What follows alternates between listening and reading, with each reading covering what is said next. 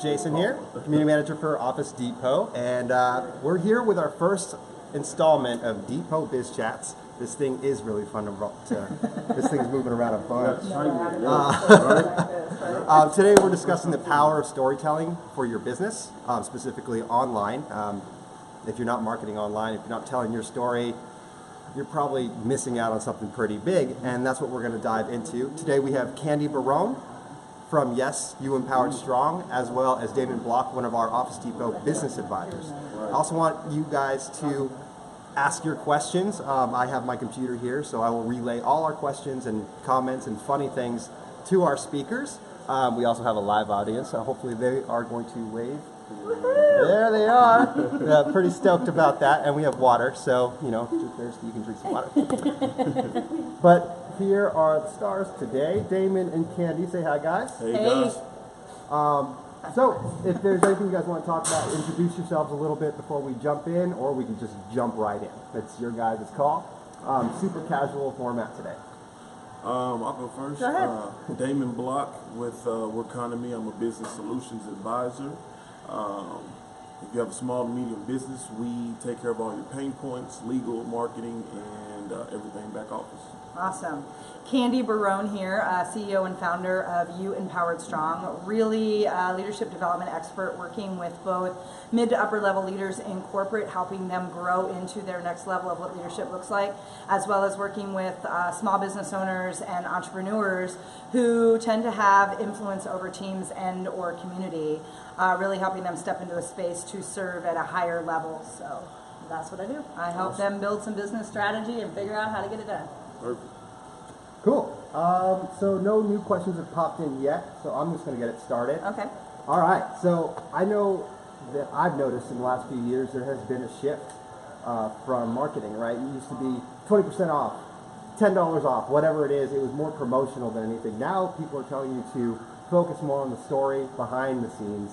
Can you tell us a little more about that, you know, why that's so important, and maybe why that shift has happened in the last few years? Sure. I would take that first. I think some of why that's shifting is because people want to feel a deeper sense of connection. We've gotten into such a space where everything is so commoditized, and everything is really, it's all about how you're selling, and people feel that, and they feel that pressure. And I think the fact that we've moved so far away from the relationship component that when you tell your story and you really get into a space where people feel connected in a heart-centered space and they can relate to the story, you become more credible, you become someone that they feel like they've known their whole life, and there's an instant trust that can happen that's not happening when they feel like you're just going out there and you're pushing some product or pushing some service. Right. I feel like if you can make someone comfortable, you can sell to them, and it just makes the product a little more relatable to the customer. So I would absolutely agree with that. And I think the more people don't realize that the reasons people purchase things is because there's that emotional connection, right? Right. It's that space of either pain or pleasure. And when they can say, wow, you're somebody that's gone through that same story. And a lot of that is when you tell that story, it's getting to that space of being more vulnerable so that people can see who you really are without all the bells and whistles and the space that says, oh, I got everything figured out. It's to say, hey, I've been through this path myself. That's why I know this is something that could serve you. right. Cool. Awesome. And so I actually wanted to ask you this, Candy, because you're very much involved in digital media. What's your favorite method to tell your story? Oh, wow. Video and you know what? And I have a favorite method, and I will also say that it's dependent upon who your audience is. There's never a one-size-fits-all approach, and one of the things, just to take a minute to back up a little bit, one of the things that I really work with clients and even myself is in this space of understanding your what, why, and who. And your what is more than just, oh, I want to grow my business 20%. Your what is this, what is it you want to create, affect, influence, impact? What is that living legacy and that imprint you want to create as people engage with you and experience you? And what's that difference you're trying to make in the world? Or in your community, or in your neighborhood, or whatever it might be. Why does that matter to you? And that's where the story really comes in. It's that why around why that's such a compelling thing for you. Where does your passion come from? And a lot of times that why is the story where people are afraid to step into it. It's the stuff that they keep saying, I don't want anyone to know that ugly underbelly, right? But that's where the beauty is. And then the who is, you're not for everybody, but when you really distill down the characteristics, personality, and energy of the people you want to relate to, and you know that, then you find the right medium in terms of how you want to connect with them. For me, video works the best because I am very animated, I'm very energetic, I tend to be a force, and people want to be drawn in and feel that. And that, for me, is a place where I feel like I can be most natural than a blog or just social media posts and other things. For me, video has been the biggest way people can connect and relate with me. What would you say? I say I'm more of a face-to-face, in-person person because just due to my own energy, I can kind of feel you out a little bit better. That way I know what you're feeling, I'm telling you, what you're not feeling, I'm telling you, what you agree with, what you don't agree with, and I can kind of be a little animated, so I think that my personal energy kind of brings people in a little bit better. And I would agree with that. I'm always for personal first. I mean, even right now, we have a really different energy, Damon and I, but he's got this really soothing, calm. I just want to get drawn into it, right? Right. And it's different. And so the reason why video works for me as the next level is because it's the best thing I have when I can't be face-to-face with everybody, especially if you're trying to create more of that global reach or more of that, broader audience. As much as I'd love to be everywhere, unless I can learn how to clone, we can clone us. I'm a little scared of that right now. I don't think the world will be ready for two of me right now. Right, that's what I tell somebody's like, man, I need to find another one of you. I'm like, good, God help the world. Well, it's the better side, right? So I have to quickly interrupt and say, both Carmen and Crystal have said that candy is their favorite motivator. Oh. So they're on right now and just had to share that. She's my new favorite as well. I love that. Like I said, we're going to be best friends. Right. So what I heard earlier, like big words that I heard was community and passion. I mean, I think those are things that, Office Depot, the business services are all about, as well as trying to get people to follow their passion and be part of their community. Damon, can you expand a little bit about how important community is for a small business in their area? I mean, with you being a business, you're like family. You're in the area. You're in the neighborhood. I think being a part of that, it just draws more people in. It draws a sense of comfortability. And again, I like using that word just because I feel like the more comfortable you are, excuse me, the more you want to spend with a client or a person. So I think being part of that community is definitely important, and it drives a lot of business. Cool. Candy, anything else with that? Yeah, and I love that you use the word comfortability. I think there's such a myth, especially for entrepreneurs and business owners, that they have to do this alone. Right. And it's such an isolating space that leaders and business owners and entrepreneurs put themselves in when there's real power in building community, because for a couple reasons. One, it's that comfortability of, man, when you have a community, you end up doing business with each other and you've got natural referrals and it's very organic, and you can build your business in a way that means you don't have to be pushing so much in terms of promotion and advertising, and you've got people that are out there speaking on your behalf, and you create this sense of tribe, which is this notion of people got your back, right? They bring things to the table. I mean, I think about, even with our live audience here, I've got my photographer here, there's things that she brings into my business that I can't do for myself. Right. And I have other people that bring different skills and talents so that I can focus then on my highest and best strengths, right? And so sometimes you don't have the resources to keep building the team as big as you want. But when you build the community around you, you've got people that have your back. Right. You got people that feel comfortable, and you got people that when things get scary, because here's the thing, everybody, I think it's funny when they look at, some people, you'll look at me and Damon and say, oh, they got their stuff together, they got it figured out. But there's days, right, that you're like, I don't want to do this anymore. I want to pull the covers over my head. This is scary. I don't like this. This is hard.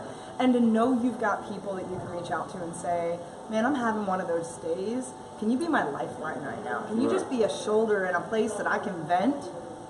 Man, there's so much power in that. A sense of accountability there. Yes. Now you have people that are kind of looking up to you. You have people that need you. I mean, if you're in business, they need what you have to offer. So, you have those I don't want to be here days. you have that will to get up and go get it. So Right. Well, and I love that you added the accountability, because that for me has probably been the biggest thing. Knowing that I've got people that I can get real vulnerable with, right. and people that are gonna kick my butt when needed, because I, you know, as good as I am, I'm really good at negotiating Right, why I shouldn't be right. doing things, right? And I need people that are like, Candy, you're saying this, but you're not doing this. Yeah. And that accountability, I think, is really powerful when you build the right communities around you. I love that. Awesome. So to tie all that back into storytelling, would you say that building a community is definitely runs parallel with telling your genuine story? You know, being genuine, being authentic, being vulnerable is actually a word I like to use, because people mean you're not putting a facade in front of them. You're just being you. It's not the bait and and this switch. is my company. Right. You know? Right. So yeah, vulnerability I think is a huge one too, and I just wanted to tie that back in. It's an awesome part of that conversation. So we still have about 5 more minutes. At least 5 more minutes. I We can know, run as longer long if as you want. want us there, Right, right? right. Do we We're have just any- getting warmed up. Do we have any questions from the live audience behind me? I'm turning it around. I'm putting pressure on them. That's how we do it. Oh, I can do this all day. Right. This is the easy part. I would have worn a tie. Oh, please, we're informal here. It's Austin. You mentioned building a community helps to tell your story. What type of community are you actually trying to build? That's a great question. Do you want to handle that first? Go ahead. Okay. In terms of, first of all, and it goes back to what I was talking about with your who. It's really, and I always look at, there's kind of 3 rungs of your ideal who. One is what I call mirror mirror. So it's the people that are already, they're either walking in your story of what you've kind of gone through. So they're people that look a lot like you. They have the same kind of personality traits, characteristics, because you already speak their language. And there's a power in telling that story to that community, because they need you, and sometimes they don't know they need you. And so it's that space of connecting with those people that look a lot like you.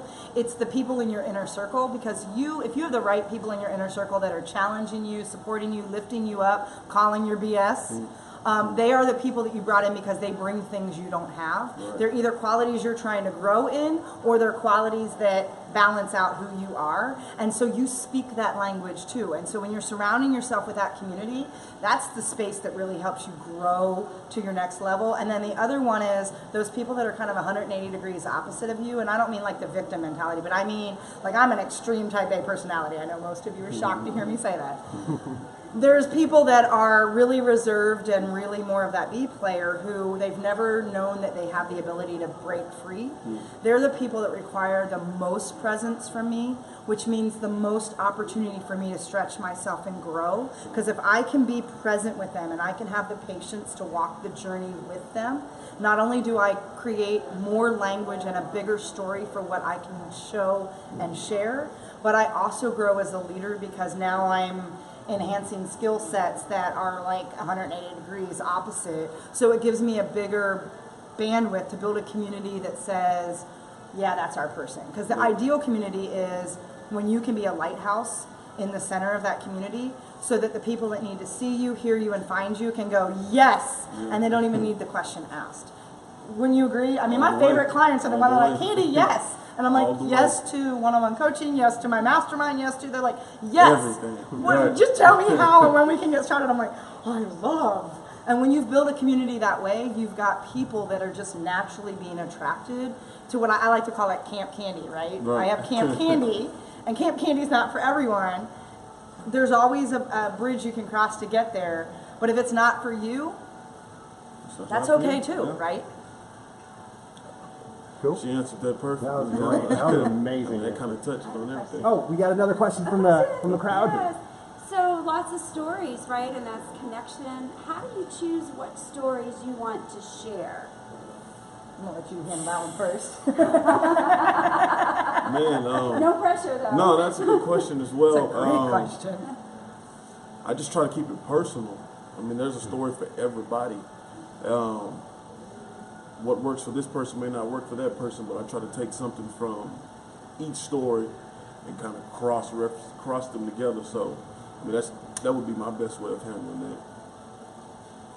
Yeah, and I would say that I agree with that. I think your story, because we talk about vulnerability, and there's people that don't understand that there needs to be a spectrum of vulnerability. It's not that you're going to be wide open with everyone, because first of all, not everyone is prepared to handle that emotionally. They don't have the emotional intelligence to handle the raw vulnerability because they're so far in their stuff that that's just going to spin them further. Or some people are going to take advantage of that vulnerability. And so to understand and filter out, to what Damon's saying, really knowing your audience to say, who am I going to share what story with and to what level? Right. Because there's people that I get really wide open and, as I would say, naked with in terms of that vulnerability.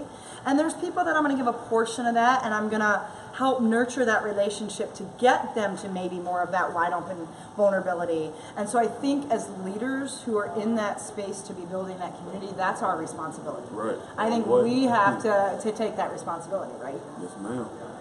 Cool. So we talked about online storytelling and how to build the right community for your business. We talked about being vulnerable, being open, why your personal story is more important than sometimes than the product itself. Right. So let's tie it all back in. How do you go about doing this? If you're a small business owner, you're probably busy. You're probably doing, probably wearing 6 or 7 different hats easily, doing multiple jobs. So how do you balance running your business or starting it, as well as doing the digital marketing aspect? Because it's a hands-on project. It's you have to be real and you have to be honest about it, but you also have to work hard at it. You can't just say I'm having a bad day and say that's my honest statement for the day. That's not going to bring anybody in. So how would you go about doing this without basically breaking your back and not having enough time for something else in your business? I'd say, first of all, definitely reach out to us here with the business services, because if you're a small to medium business, we take care of all those pain points to get you back to doing what you love with the business. So take that first step and reach out to us, please. Everything legal, all your marketing, and everything back office. Yeah. And I would say, there's 2 sides of that, right? There's letting where you can delegate out, where you can enlist outside resources that's not in your wheelhouse to help you get clarity. But then there's also the clarity, right? And so, we invest in our own support, in our coaches, in services that help us grow. But as you're first starting out, I would say the biggest thing that you really need to think about is pick one. Pick one core message and pick one core platform you want to play on. One of the biggest mistakes or opportunities that I see most entrepreneurs get into is they want to be on Facebook and Instagram and Twitter and Snapchat and LinkedIn, and this stop. You need to pick the one. You need to know where your audience is showing up first, and you need to pick the one you're most comfortable with, and you need to get a core message that you can start building consistency on. Because if you are not, and some people are like, oh, but I feel like I said the same thing over and over again. Yes, you want to, and you will notice that if you follow me at all, you will see that I have the same sound bites all the time. I have the same hashtags all the time. And there's a reason for that, because that repetition not only keeps planting that seed for people as they're ready along that journey, but it also reiterates and helps them integrate the messages. Because the thing is if you keep going all over the place, people aren't going to know what your focus is, where you're most able to help them and add value, and they're not going to be ready for it if it's like, oh, I know I heard that like 6 months ago. But if they're constantly hearing it, people then show up when all of a sudden it's the 8th time they heard it, and they're like, I don't know why, but that message you posted yesterday, Damon, I've had that. I've had people send me Facebook messages going, Candy, I hate you right now. Because that message you posted last night, all I could do was sleep, think about it during sleep, whatever, and it still was in my head. I realized I needed to reach out to you. And so that consistency is absolutely key. So get really clear on what your one core message is going to be and your one platform. Then start building that regular, everyday showing up. And as Damon's saying, enlist other services and resources when you can to take that off your plate. Right. I'm an intern right now doing all of my marketing and oh my gosh, I don't need to be playing in that space. And that allows you to do what you do best. Right, which is one-on-one, having phone calls and closing big deals. That's right. Awesome. Thank you so much, Candy and Damon, for being part of our first Depot Biz Chats. I'm sure we're going to have Candy and Damon back very soon. Real quick, can you tell me, tell our friends and our, I was going to say family, but they are family. Family. We are family now. Yes. I was going to ask, where people can find your information, as well as where people can find Office Depot's business service information. So let's sign out with that. With Okay. each of you. Yeah, and I would say twofold for me. You can find me on every platform out there. I have a business that has definitely been mature in there, so you can find me on Facebook, Instagram, Twitter, and LinkedIn. Those are my 4 platforms that I am very visible. You can find Candy Barone, literally spelled as it sounds, Candy, C-A-N-D-Y, Barone, which is spelled bar one, B-A-R-O-N-E. So yes, you can't forget it, Candy Bar One. My parents are those people. And you can find me at candybaroneinternational.com if you really want to know more about the breadth of what I do and the services I offer. There's lots of ways you can connect with me, lots of free resources and tools. So those would be the best ways to connect with me. And with us, you can go to bizbox.com. It has all of our services on there, pricing, and check us out right here on the Facebook Live feeds. And what else, Jason? The Office Depot website. Yeah, OfficeDepot.com. We got our business services suite on OfficeDepot.com. And then also don't forget to join our Workonomy Facebook group, because right. we will always keep you updated with our new Depot Biz Chats, as well as probably throw some random stuff in there that's kind of fun. Yeah, and if I could just add, as someone who, I have to tell you, and some of the reasons why I love having this partnership and this relationship with BizBox and Office Depot is I was blown away when I started to see the reach of services that they offer. I just have to say that. I mean, everything from full print, promotional, you name it, in terms of how you want to market and show up in your business. And then, as Damon was saying, all of those services, I mean, I've got clients now that are using that because it's such a awesome way to streamline all of those extraneous things that are out there. And so I have to say that because I am so blown away at the scope and the just platform you guys have to help especially startup entrepreneurs figure out what direction to go into and how to take it from there. And so I just say that because for those of you that think you know what Office Depot does, don't go back to the 1980s version of Office Depot or Office Max. You need to go right. look, because their services are like ridiculous. It's crazy. That's right. Awesome. Business made simple. Awesome, Absolutely. guys. Thank you so much for your time. And yeah, have a great day, and hopefully you've learned some awesome things. Woo!